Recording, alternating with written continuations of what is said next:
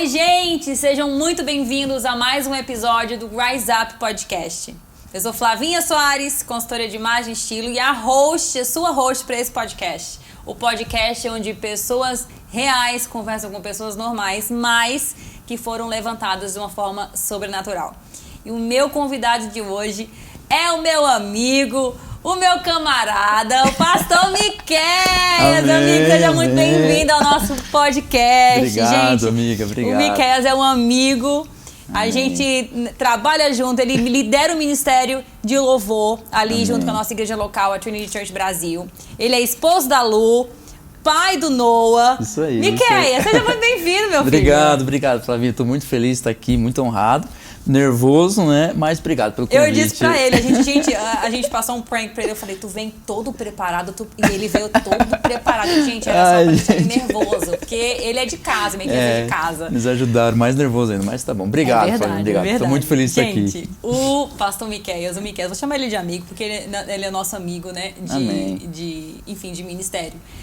Mas desde o dia que nós conhecemos, a nossa igreja ficou apaixonado por ele, porque ele sempre teve um coração servo e humilde, e ele sempre soube conduzir de uma forma linda todo o trabalho, desde a chegada dele ali no Ministério de Louvor. Mas antes, as pessoas não te conhecem. Sabe que você é Miqueias, marido da Lu, pai do Noah. Miqueias, amigo, de onde tu veio? Quem és tu? Conta aí um pouquinho da onde tu vem. Conta um pouquinho pra gente. Então, eu sou do sul do Brasil, sou de Santa Catarina, né? Nasci em Joinville. Com 1 ano de idade, eu sou o irmão mais novo, o filho mais novo de 5, né? Com 1 ano de idade, meu pai já foi enviado para a obra missionária, então eu já me criei, né, filho de missionário, com muito orgulho, eu tenho muito orgulho de dizer isso, que sou filho de missionários. Então, com 1 ano de idade, meu pai já foi, minha mãe enviado para a missão, aquela missão mesmo de antigamente, que a gente ia lá para o interior, a gente foi lá morar perto da Argentina, no meio do mato, e é toda aquela construção, aquela caminhada, roçando o caminho, enfim, todos aqueles perrengues que os missionários passavam. Então a gente cresceu nesse ambiente missionário, nesse ambiente de igreja. Então já cresci na igreja, debaixo de banco, toda a família envolvida. Eu aprendi a ler na Bíblia, foi onde eu aprendi a ler. Então eu já cresci nesse ministério. Minha mãe cantava, minha irmã cantava, meus irmãos tocavam. Então toda a minha história, todo mundo na obra. Então foi isso, meu crescimento com uma família, a cada pouco meu pai se mudava, abriu uma igreja aqui, construiu uma lá, ia para outra cidade. E de repente chegou uma época que todos os meus irmãos foram casando, porque eu sou mais novo, eles foram casando. E de repente o pai é transferido para outra cidade, eu vou sozinho agora.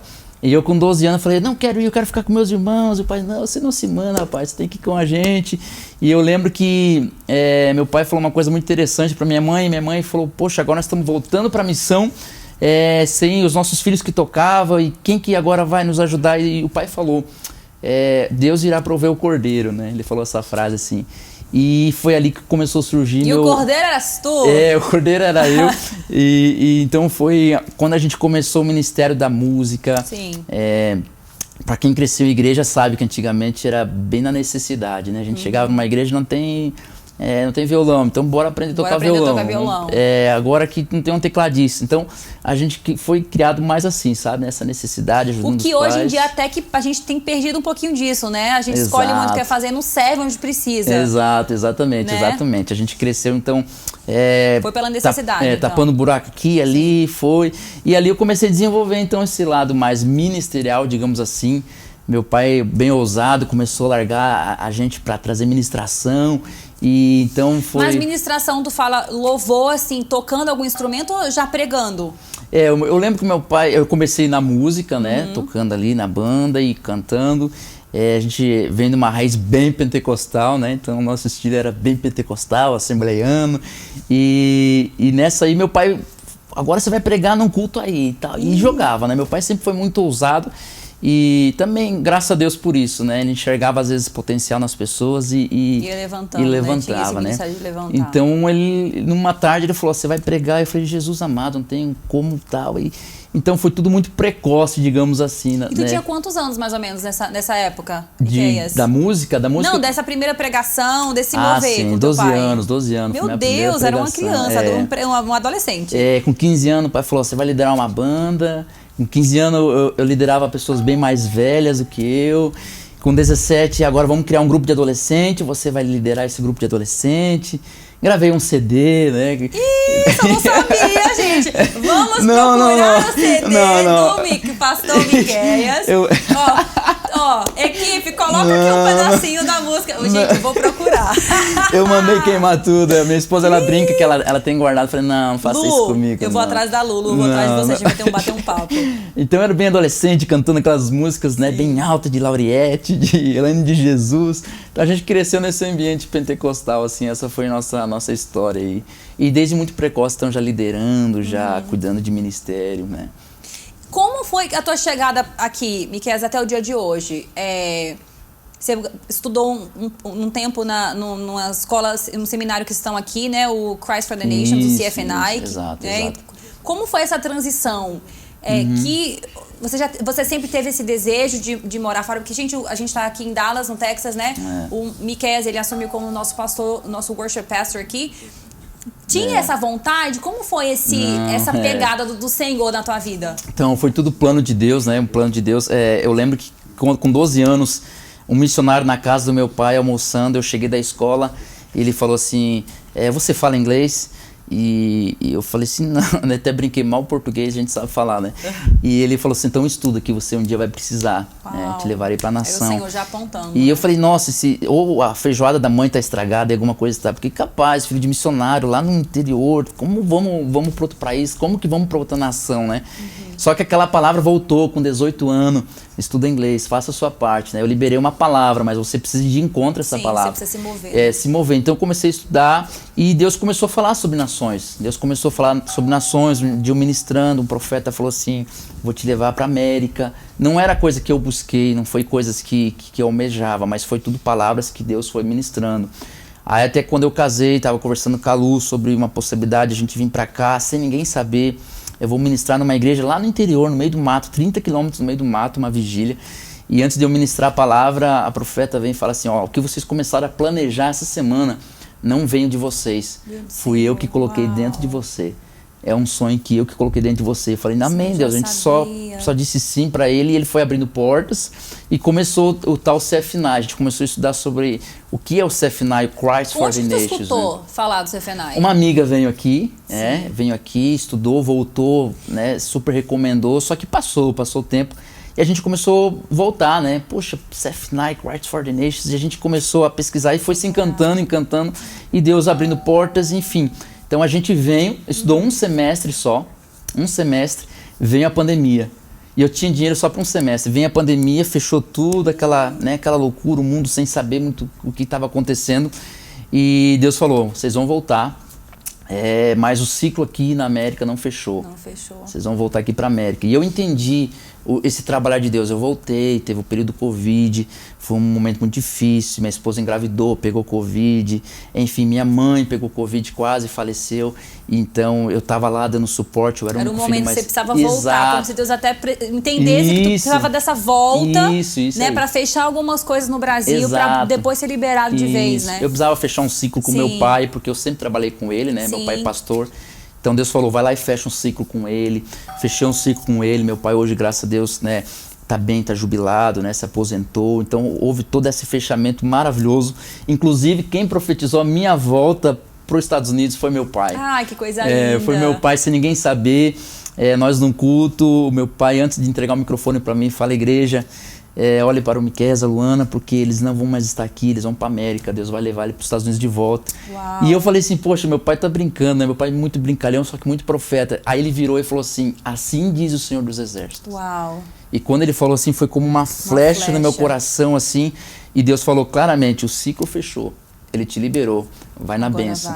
E a gente voltou então para o CFNI, concluímos o Worship Major, né? A área que a gente estudou, e fizemos o Pastoral Major, e estamos agora aqui na Trinity Brasil, servindo como Worship Pastor. E glória então foi tudo um trabalho de Deus, não foi um desejo, assim, foi tudo Deus colocando em direção. Você foi se dispondo no Senhor, Ele foi, né, te encaminhando a chegar até aqui. E amigo, a razão pela qual você está aqui hoje é porque, né, o Rise Up são pessoas reais, pessoas normais, conversando com pessoas reais, sobre algo que o Senhor colocou, né? Uma forma que eles foram levantadas de uma forma sobrenatural. E a gente reconhece que você foi levantado de uma forma sobrenatural no louvor. E eu queria falar, de repente esse podcast vai ser bem mais específico para a galera que se move ali no espiritual, no louvor. Que a gente entende hoje de adoração? O que você entende sobre adoração? Eu sei que é um assunto tão abrangente. Sim, sim. Mas o pastor Miqueias, Scoville. Gente, ele é chique. Ele tem um sobrenome chique que até hoje eu não sei falar. Aí eu falo Scoville. Como é teu sobrenome, amigo? Scoville. É, quase isso. No seu coração, amigo, o que você acha que é adoração? Amém, adoração. Vamos lá. Eu amo falar sobre isso, né? Foi uma caminhada com Deus e a gente continua, né? Aprendendo, sim, enfim. Mas a adoração eu entendi que vai muito além de um culto. A adoração vai muito além de uma música. Eu tinha muita ligação de adoração com música, né? Claro, a música ela é uma expressão da adoração, né? Ela é um louvor, enfim. Mas a adoração ela vai muito mais profundo, sabe? A adoração ela vai se você pegar desde as primeiras menções, na primeira palavra de adoração, tá lá em Gênesis, quando Abraão fala assim, eu vou ali sacrificar vou ali adorar a Deus quando ele foi sacrificar seu filho, né? A gente vai ali adorar. Então, poxa, a adoração já envolve algo de sacrifício. Você vai aprendendo isso. Não é simplesmente, né, uma canção.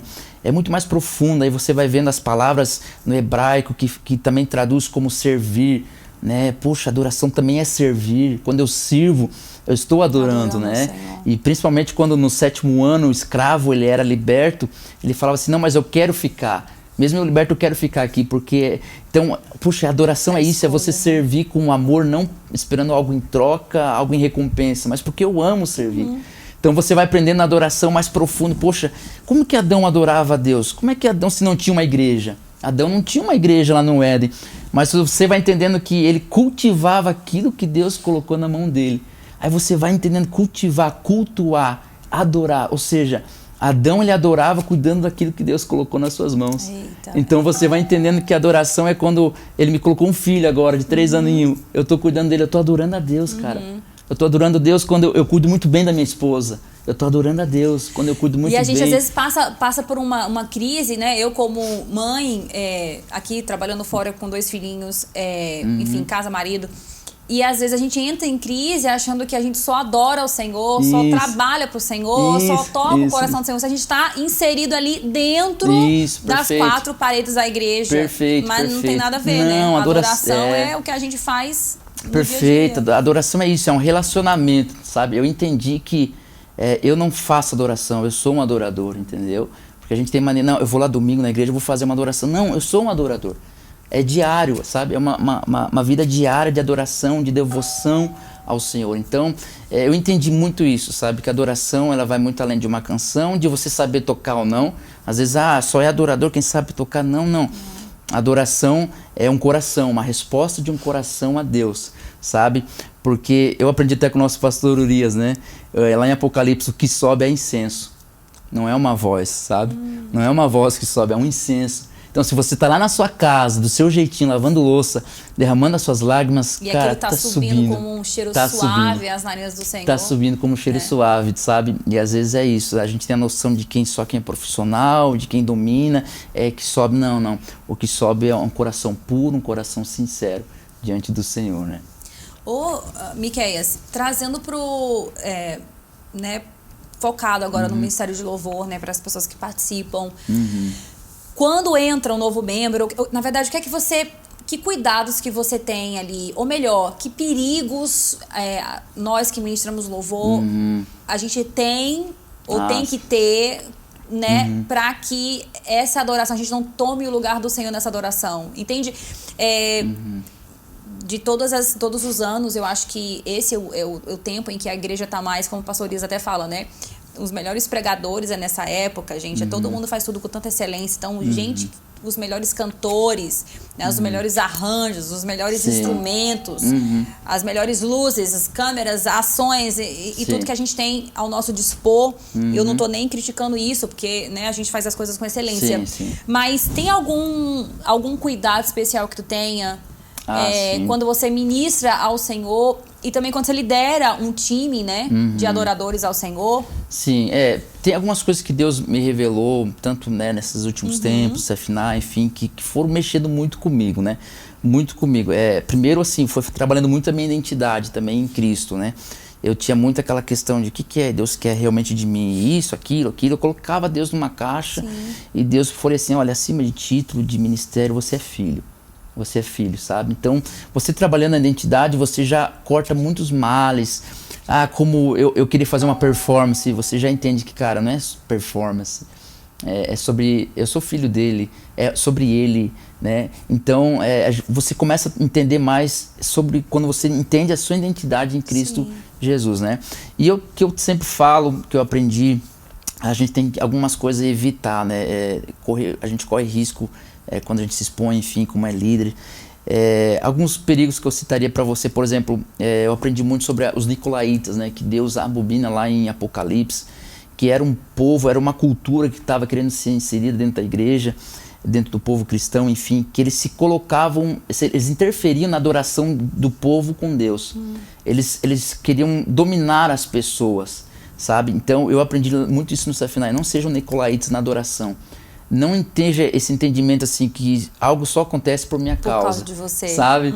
E às vezes eu tinha isso, sabe? A glória só desce porque a gente cantou bem, o negócio, a gente fez bem, a gente é bom. Como se dependesse da banda, dos cantores. Exato, como se dependesse da gente. Então a gente se coloca num meio ali que é muito perigoso. É muito perigoso. Não é sobre nós, tudo é sobre Ele. Então eu falo muito isso, sabe? Não é sobre nós, é sobre Ele. Não vamos ser esses nicolaítas que querem tomar do povo. A palavra nicolaíta, se não me engano, é conquistar o povo. A gente às vezes quer conquistar as pessoas. E não é nossa função conquistar as pessoas, né? Então, e outra coisa que eu sempre trabalho é sobre quando João Batista ele fala, né? Eu não sou Jesus quem vocês estão dizendo, eu sou apenas um amigo do noivo.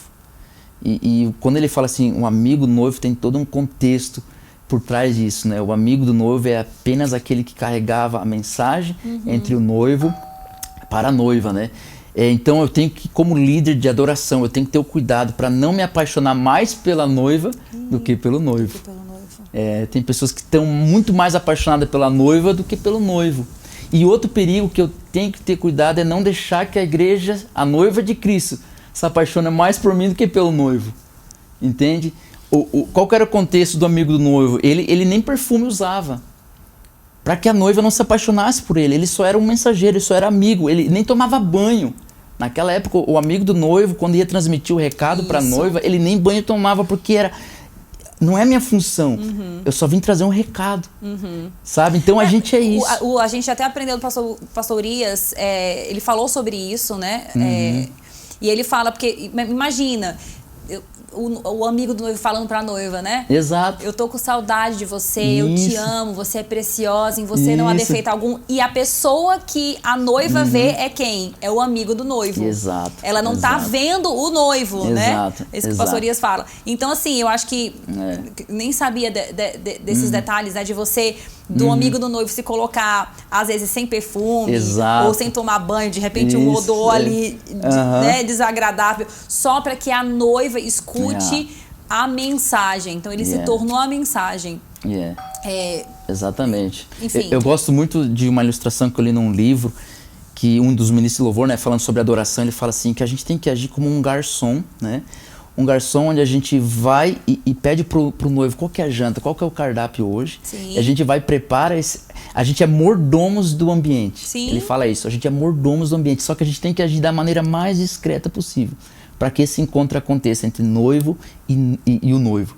Então eu peço para o noivo qual que é o cardápio, qual que é o que vai ser hoje, e eu só sirvo para que esse encontro, eu sou mordomo do local, sabe? Então a gente tem que ser o mais discreto possível. E parar de criar dependência, né, amigo? Da igreja, da noiva. Exato. A gente, por viver no ministério, infelizmente a gente conviveu muito com isso, onde líderes deixaram que a noiva se apaixonasse mais por ele. Quando aí saía pessoas, aí se rebeliavam e dava isso, porque tirou fulano, agora não tá legal o louvor. Não é sobre isso. Eu não posso. Eu sempre falo isso pra minha equipe de louvor. Gente, eu sou só apenas amigo do noivo, sabe? Eu não quero que a igreja se apaixone por mim. E algo bem Importante e crucial, porque a gente tem dois caminhos. A gente não pode deixar com que a igreja se apaixone pelo amigo do noivo e nem com que o noivo seduza essa igreja, né? Seduza, queira o amor dessa igreja. Exato. Enfim, nos dias de hoje a gente tem visto... Gente, eu tô olhando para ele aqui rindo, porque o tanto de pergunta que a gente recebeu dos nossos amigos, querendo colocar ele na berlinda, pra eu fazer pergunta difícil. Ele, pelo amor de Deus, eu vou fazer uma pergunta difícil. Eu não vou fazer... Oh, Jesus me livre. Mas em relação a isso, porque tá tudo tão em evidência, eu acho que tá tão latente, né? Toda essa cultura, tanta exposição. Sim. Eu escutei um pastor falando uma vez sobre isso. Ele falava assim, se a igreja chegar num domingo para adorar o Senhor, a igreja chegou e não tem banda lá na frente. Não tem ninguém lá na frente. Exato. Não tem músico, não tem baterista, não tem tecladista, não tem guitarrista, não tem ninguém. Não tem ninguém liderando o louvor. A igreja do Senhor vai saber louvá-lo, vai saber adorá-lo. Yes. Se a igreja chegar e não tiver ninguém lá em cima, a igreja vai saber adorar o Senhor? Exato. Será que a igreja vai começar a entoar cânticos sozinha por ela mesma? Perfeito. Né? Perfeito. Então a gente ensinar a igreja a tirar essa dependência das pessoas, de uma pessoa e colocar no Senhor, de um homem, né? Perfeito. É isso, sabe? Acho que essa é uma das maiores dificuldades hoje para líderes de louvor, enfim, ter esse entendimento, né? A gente apenas tá ali, carregador da presença, né? O levita, né? A gente, claro, não existe o levita no sentido literal hoje, mas trazendo, né, o contexto. O levita é isso, ele carregava a presença. Sim. E ele preparava o ambiente, né? Ele que ajudava na preparação do ambiente. Então nosso trabalho, digamos assim, nosso objetivo é só isso, cara, é preparar esse ambiente, né? Ser esses levitas de carregador da presença, cara, mas é o noivo e a noiva que dançam. É o noivo e a noiva que se beijam, sabe? Não é a gente, não é sobre nós, não é sobre um profissional, sobre um título, é sobre ele, exatamente sobre isso. O Senhor. Eu vou adentrar ainda mais um pouquinho, amigo, que eu sei que você conduz isso muito bem. E quando os ministros acham que o púlpito é o lugar secreto deles? Ah, sim. A gente teve uma reunião, até eu falei isso, né? A gente não pode confundir que o stage é nosso lugar secreto, né? Nosso lugar secreto jamais a gente deve abandonar. Jamais troca um lugar secreto por um stage, né? O stage vai ser apenas um reflexo, né? Às vezes daquilo que você vive, mas às vezes as pessoas confundem o stage com o lugar secreto e querem fazer algo que às vezes nem vivem, tá? Eu sempre falo isso também. Tenha em mente, não queira levar a igreja para um lugar que você nunca esteve. Não queira levar a igreja para um lugar que você nunca esteve. A igreja ela é esperta, a igreja é inteligente, ela tem esse discernimento. Meu pai sempre dizia assim, a igreja é esperta, filho. Nas palavras simples dele, a igreja sabe que intenção, sabe que... Então assim, eu nunca queira levar. Quando em Salmo 23 fala assim, me leva, né, as águas tranquilas ficavam lá no topo da montanha. Lá no topo da montanha, a água mais pura, a água mais clara, enfim. Então quando você vai lá naquela montanha, você... tem acesso e você volta e fala assim, gente, é bom, eu provei, vamos lá, vamos juntos, sabe? Então é isso, não queira levar a igreja num lugar onde a gente nunca esteve. Então as pessoas às vezes querem fazer daquilo ali o seu lugar secreto. Não, o seu lugar secreto jamais você deve abandonar, jamais você deve esquecer do seu lugar secreto, sabe? Então isso é muito importante. Entender que ali você está perante uma congregação, na congregação. Sim. Então eu sempre penso muito nisso, até quando a gente vai colocar os louvores. Cara, a gente tem que pensar em louvores congregacionais. Eu não posso lá fechar o meu olho e... Sabe, eu estou perante uma congregação, perante os irmãos. Enfim, não é meu lugar secreto. No meu quarto, sim, eu deito, eu me jogo, eu me rasgo, né, fico ali. Então, a gente não pode jamais abandonar nosso lugar secreto e achar que o stage é o nosso lugar secreto. Tem que ter um cuidado Exatamente. Grande com isso. Amigo, como a gente está falando um pouco sobre a parte mais prática, né, do louvor, que conselhos que você daria para um ministro de louvor, para alguém que está chegando agora, ou para alguém que está começando, ou de repente alguém que já está nessa caminhada há um tempo? Conselhos ou até como esse ministro que ministra a palavra, que ministra o louvor, deve guardar o coração em tempos de tanta exposição. Amém. Eu acho que a gente precisa, né, principalmente entender a nossa identidade em Cristo, sabe? Eu acho que a identidade, ela fala muito forte, ela fixa muito sobre quem você é em Cristo Jesus. Isso evita muitas das performances que a gente vê, muitas de frustrações, de orgulho, de soberba, de vaidade, sabe? Quando eu entendo quem eu sou nele, eu acho que isso muda muito, né? Entender as estações, sabe? Tem as estações que realmente você precisa tá mais escondido, mas no Senhor, né? Não um esconder de fugir, né? Não esconder disso, mas entender que aquela estação você precisa tá mais buscar no Senhor, mais enraizado no Senhor, porque Ele conhece o nosso coração, Ele conhece o nosso coração. Então busca a sua identidade, busca mais no secreto, no Senhor.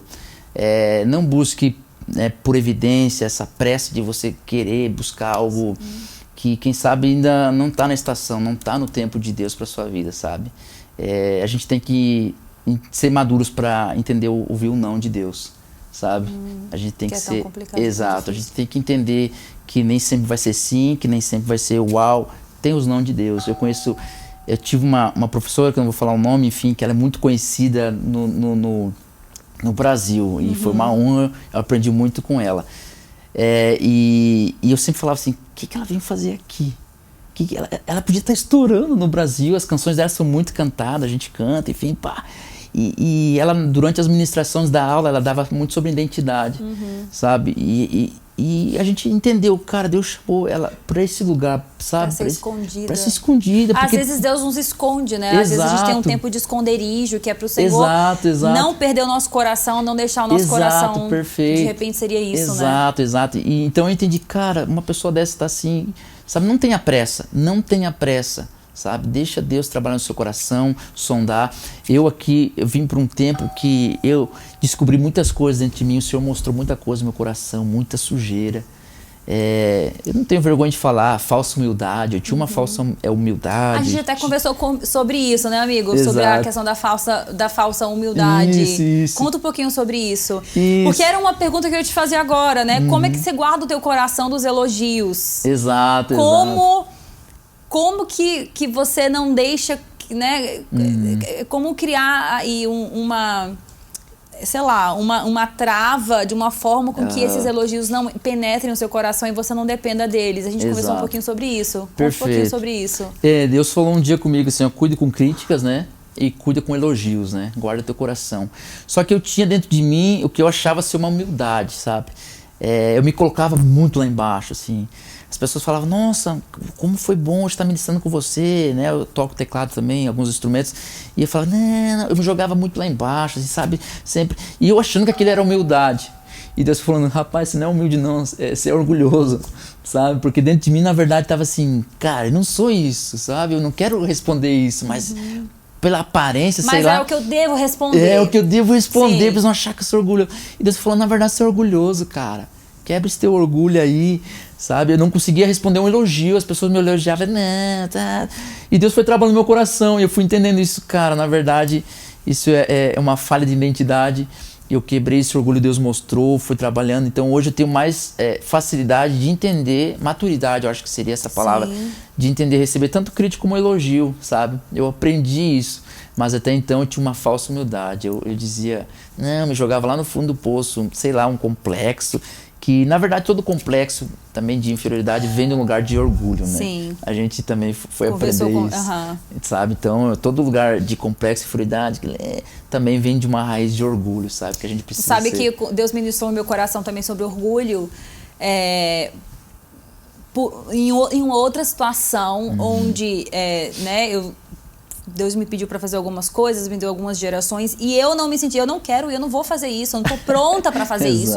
Então, às vezes, a gente, no meu caso, eu queria estar tão pronta, eu queria estar tão preparada para depois ir fazer. E é um orgulho, porque assim, eu quero estar preparado. Porque eu não quero depender do Senhor, eu quero depender da força do meu próprio braço. Gente, isso aqui é uma quebra de orgulho, porque eu falei, eu não vou. A gente tá, não sei se você sabe. Você sabe, amigo, você sabe, que a gente já conversa muito sobre isso. Mas o podcast foi uma palavra que Deus nos deu há um ano atrás, né? Em outra situação, antes da conferência passada, Sim. a gente tá presta conferência, eu não sei quando é que vai no ar, de repente já foi, vai ao ar depois da conferência. A gente tá no ano de conferência, semana de conferência aqui em Dallas. E o Senhor nos deu essa palavra, me deu essa palavra. Eu compartilhei com a pastora Moana.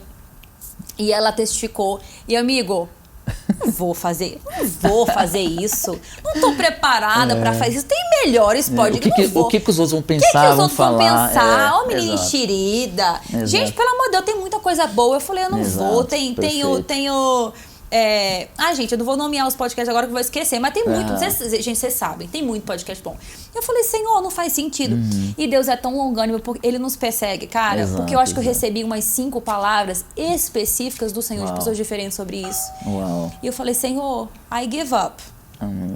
Senhor, então bora. Então bora. Quebra o meu orgulho, quero assim orgulho, né? A gente não quer, Exato, a gente não quer ser colocado numa situação de vulnerabilidade, Exato. né, amigo? A gente não quer mostrar esse lado. Perfeito. A gente quer estar sempre organizado para a câmera. A gente quer estar sempre, né, no equilíbrio aí emocional, espiritual, quer passar para todos. Mas Deus conhece nosso coração, perfeito, né? Perfeito. Tudo que a gente precisa entender é isso, né? Deus liberou uma palavra.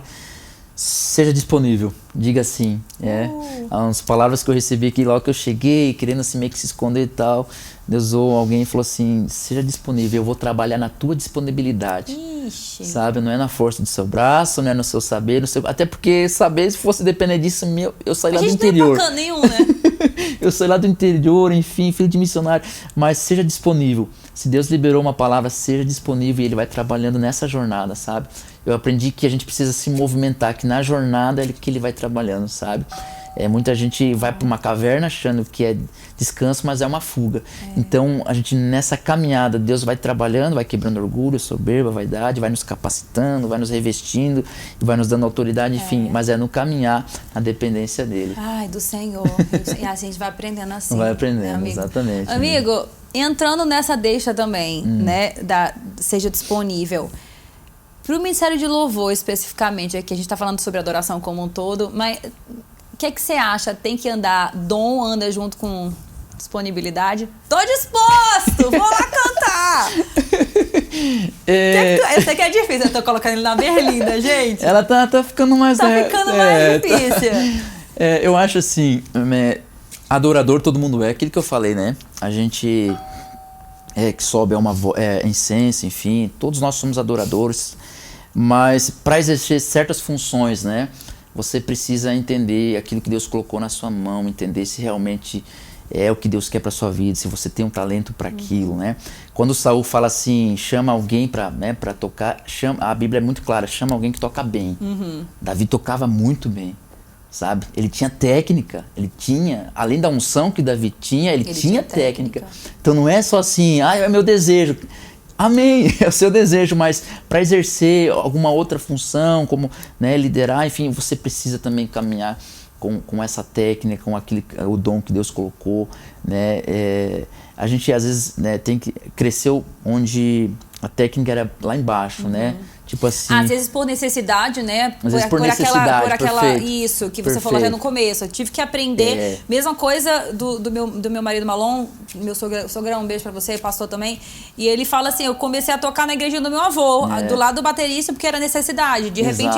E era o que a gente estava disponível na hora. A gente tá disponível aqui, bora. Mas chega um tempo, né?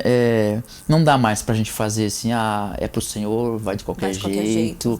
É o que a gente tem aqui. Enfim, a gente tem, né, graças a Deus, a gente caminha com pastores muito zelosos por essa questão, né? Não é simplesmente assim, tô aqui, bora fazer. Não. É isso que Deus tem, você tem essa habilidade para fazer isso, você consegue, enfim. Então a gente precisa entender que a técnica ela vai caminhar junto com a unção, sabe? Deus vai te capacitar naquilo, vai te ungir naquilo que você é capaz para fazer, sabe? E é um preparo, né? Até para quem é mamãe e papai e de filhos, que o Senhor já liberou uma palavra, inclusive eu me incluo nessa, porque minha filha tem uma palavra também, para os pais também se engajarem e ajudarem na preparação dos filhos, né? Perfeito, exato. Eu tô com um filho de 3 anos e pouco, a gente tá observando qual que é Qual que ele gosta aí? Qual que, né? A gente tenta ser aquele filho de pai. Ele tá gostando disso aqui. Então já começar realmente, né, a preparar. Porque é um novo tempo, né? Eu nem julgo as pessoas, né? Nossos pais, enfim, porque não tinha, era aquilo, não tinha, era aquela realidade, entendeu? Eu sempre digo assim, meu pai abriu o caminho, a gente passa e meu filho, graças a Deus, vai voar. Eu declaro sobre a vida do meu filho, ele vai voar, porque tem mais acesso, tem mais informação. Então vamos aproveitar isso, vamos aproveitar tudo que a gente tem, né? Deus tem disponibilizado pra gente. Sim. Vamos aproveitar isso pro reino de Deus. Isso aí. E a pergunta da Berlinda. Eita, rapaz, amigo, tem isso também? Tem a pergunta tá da no Berlinda. Contrato isso aí? É que acontece quando chega aqui amigo da host. Vou tocar num ponto complicado, mas eu queria saber do seu coração. O que é que você acha de ministros do Senhor que nem tem ministério itinerante e que... gente, não tem como falar de outra forma. E que acabam cobrando para fazer um trabalho, para cantar na igreja, para ministrar na igreja. Eu só queria saber a tua opinião. Eu sei como é que a nossa igreja caminha. Eu imagino que o seu coração está alinhado a isso, mas eu queria saber de você, porque você é um cara que ministra o louvor com integridade ao Senhor, se coloca nessa posição de ser somente amigo do noivo. Eu sei que você já, né, viajou para alguns lugares para ministrar. Como é que você se coloca, né? Como é que é o teu coração em relação a isso? Entendi. Então, eu, desde que, né, cresci, graças a Deus, fui muito bem ensinado, né, por meus pais, enfim, pastor, a gente viu muita coisa no ministério que realmente desagrada, enfim. É um assunto, eu sei que é polêmico, às vezes cada um vai ter uma opinião diferente, mas, enfim, a gente também está numa igreja que tem a mesma visão. Eu não consigo entender essa questão de você colocar um preço para você ir num lugar, sabe? Eu não consigo entender essa visão de eu cobro tanto para ministrar na sua igreja 20 minutos, 30 minutos. Eu vejo, bem sincero, eu sei que é forte, é uma opinião minha, enfim, eu vejo isso como uma prostituição do evangelho, sabe? Porque eu tô pagando para ter um relacionamento de 20 minutos, 30 minutos ali. Isso. Então eu vejo isso, sabe, uma forma bem crítica. Eu sou meio radical nesse sentido, sabe? Óbvio, essa igreja generosa, amém, seja abençoado. Essa igreja generosa que quer te abençoar, receba mesmo. Eu acredito muito na generosidade da igreja, né? Meu Jesus, que palavra. Generosidade da igreja, amém. Mas não tem como a gente estipular um preço. Graças a Deus, por onde eu passei, as pessoas ligavam, me quer cantar no congresso aqui e tal. Quanto que você cobra? Graças a Deus, eu nunca colocava valor.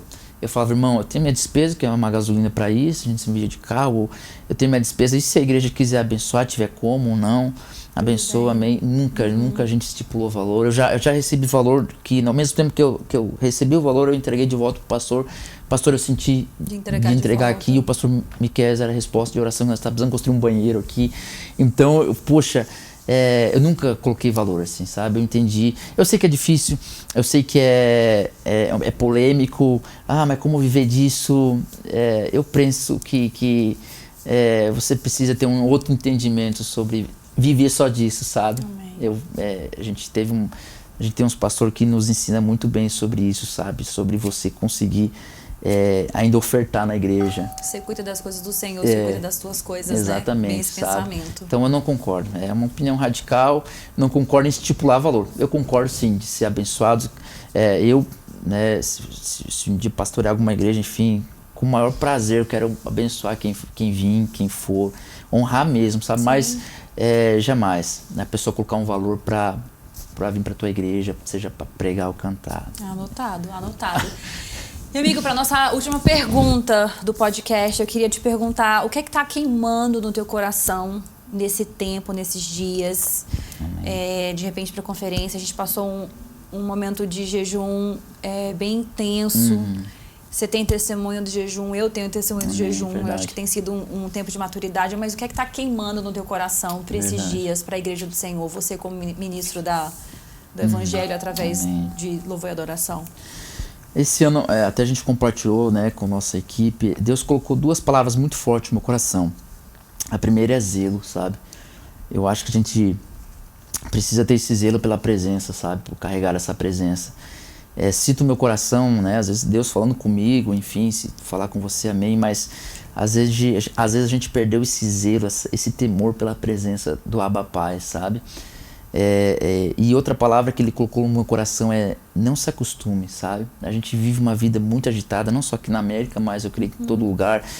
Não se acostuma, que o culto ali, que aquele momento não seja uma rotina, não seja simplesmente mais um culto, mais um evento, mais uma conferência, não é isso.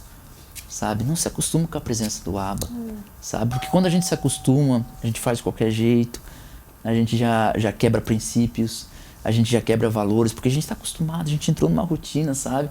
A gente só quer ficar lavando a louça em vez de ir aos pés de Cristo, sabe? A gente não escolhe a melhor parte, até as nossas decisões são erradas quando a gente entra na rotina. Quando Jesus vem te visitar, você fica, de novo, vai vir, é mais uma conversa. Ele veio aí, é um amigo meu, ele tá aí. Exatamente. Tenha esse zelo, não se acostume com a presença do Abba Pai. Sempre ele vai querer nos levar mais fundo, mais profundo. Então o que queima no meu coração é isso, sabe? Duas coisas, esse zelo pela presença, que eu acho que a gente precisa voltar a isso, sabe? A ter esse momento como divino, como precioso, como santo, sabe? A não levar mais de qualquer maneira, assim, empurrando com a barriga, né? Mas que seja um momento zeloso, sabe? Um momento, poxa, o Abba Pai tá aqui, né? Ele sempre vem, ele nunca deixa de vir. Então vamos ter zelo por essa presença, não vamos se acostumar por mais uma conferência, por mais... Deus usa essas conferências, Deus usa os cultos, Deus usa tudo, mas não se acostuma com isso. Não se acostuma, que não seja uma rotina na sua vida, sabe? Seja sempre uma experiência nova de você conhecer mais Ele, de mais profundo. É isso que arde no meu coração por esses dias. E assim, adorar em espírito e em verdade, né? Quando a gente vê Jesus falando sobre o que é adorar em espírito e em verdade, é isso, cara, adorar em espírito. Por quê? Porque a minha alma às vezes não vai querer adorar. Minha alma às vezes, por exemplo, domingo passado, a minha alma queria que eu ficasse em casa, eu estava doente. A minha alma falou assim, não, mas o meu espírito mais forte do que eu falava assim, vai, sabe, adora em espírito. Eu lembro muito bem a experiência assim, que a alma não queria, a minha mãe no hospital, quase morrendo de Covid, ela precisava de um leito de UTI, não tinha UTI. E a gente estava numa cidade bem pequena, de 20 mil habitantes, e o médico falou, olha, precisa de UTI, não tem, e a gente não sabia como é que a minha mãe estava, meus irmãos já vieram para a cidade, e minha mãe naquela quase morrendo de Jesus, e a gente foi para o culto ministrar. Mas a minha alma não queria, mas o meu espírito, não, você precisa ministrar. E aí eu me lembro até que eu cantei com a minha irmã, meu irmão tocou, e a gente cantou assim, chorando, rasgando, sabe? E quando a gente terminou, veio um profeta do Senhor e falou assim, Miqueias, enquanto vocês adoravam, o Espírito Santo visitava a sua mãe lá no hospital. E a mãe falou, quando ela voltou da situação difícil, ela falou, Miqueias, na quinta-feira, Deus me visitou lá naquele hospital. Aleluia. Sabe? Adorar em espírito. A minha alma não queria, mas a gente estava lá na igreja, e se eu passar pelo vale, acharei conforto. E Deus visitando, sabe? Mas quando a gente se entrega, tem esse entendimento, cara, precisa adorar em espírito. Hoje as pessoas estão muito levadas para emoção, para a alma. Se o louvor mexeu com a alma, é bom. Se o louvor não mexeu com a alma, não tá bom, sabe? Então, é isso. Adora em espírito. É isso que eu tenho entendido, sabe? Amém. E Deus, ele é multiforme, multigraça. O pastor Urias falou uma coisa muito interessante, cara, não adore adoração, sabe? Porque a gente acha que só aquela adoração é boa, só aquela banda é boa. Não adore adoração, né? Às vezes Deus vai usar coisas mais simples, um irmão que mal sabe cantar, e quando está naquele momento de adoração, a visitação, a presença do Pai invade, né? E a gente sente a glória do Pai na casa. Então é isso que Deus... Uau, obrigada, amiga. Acho que a gente acabou... Amém. Que precisava. Amém. É isso. Obrigada pela sua presença aqui. Obrigada pelo seu tempo. Flávia, obrigado. Tem sido uma honra caminhar com você. Amém. Né? Ali no dia a dia, no trabalho, na igreja, como nosso líder. Que o Senhor preserve o teu coração puro. Amém. E amando mais o noivo, né? Amém. Do que a noiva, né? noiva. Amando mais a noiva do que... amando mais o noivo do que a noiva. E não deixando a noiva se apaixonar. Mas se não tivesse acabado assim, não seria eu, amigo. Obrigada pela sua presença, Amém, gente. Obrigado, amiga. Gente, é isso pelo nosso podcast de hoje e eu te vejo no próximo episódio. Amém. Tchau.